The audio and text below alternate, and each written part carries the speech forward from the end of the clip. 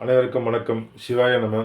இன்னைக்கு மகா சிவராத்திரி. இன்னைக்கு மிகப்பெரிய ஒரு பேராற்றல் நமக்கு கிடைக்க போகிற நாள்.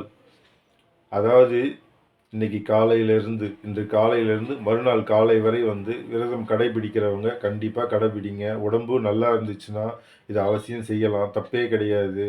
நீங்கள் செஞ்சீங்கன்னா உங்களுக்கு ஒரு நல்ல ஒரு பலன் கிடைக்கும். கண்டிப்பாக இந்த வருடம் முழுவதும் நோய் நொடியில் இருந்து உங்களை எதிர்க்கக்கூடிய ஆற்றல் உங்களுக்கு கண்டிப்பாக கிடைக்கும் இன்றைக்கி விரதம் இருந்தீங்கன்னா. அதனால் நீங்கள் உடம்பு சரியில்லாமல் இருக்கிற சூழ்நிலையில் விரதம் இருந்தீங்கன்னா அது பிரச்சனையாக போயிடும். அதை தவிர்த்துருங்க. நல்ல முறையில் இருக்கிறவர்களுக்கு மட்டும் இது சாத்தியமாகும். அதாவது இன்றைக்கு இரவுலேருந்து விடிய விடிய கண் விழித்து அப்பன் சிவபெருமானை வழிபட்டு நாளை மறுநாள் காலை 6 மணிக்கு கோவிலை விட்டு வெளியே வந்துடலாம். அது வரைக்கும் நம்ம கோயிலிருந்து கண் விழித்து அப்பன் சிவபெருமானின் நினைவிலேயே இருந்து திருவாசகம், திருமுறை இது போல புத்தகங்களை வைத்து படிக்கலாம். இல்லை தெரிந்தால் மனப்பாடமாக படிக்கலாம்.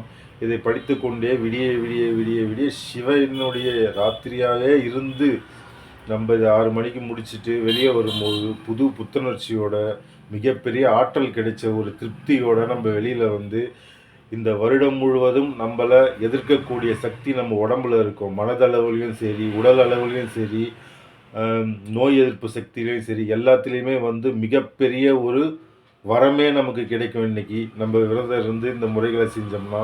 அதனால் அப்பன் சிவனை நினச்சிக்கிட்டே இன்னைக்கு பொழுத முழுசாக விடிய விடிய கண் விழித்து அப்பன் சிவபெருமானின் ஆற்றலை பெற்று அனைவரும் வளமாக வாழ வேண்டும். இதை அனைவருக்கும் ஷேர் செய்யுங்க. நன்றி, வணக்கம்.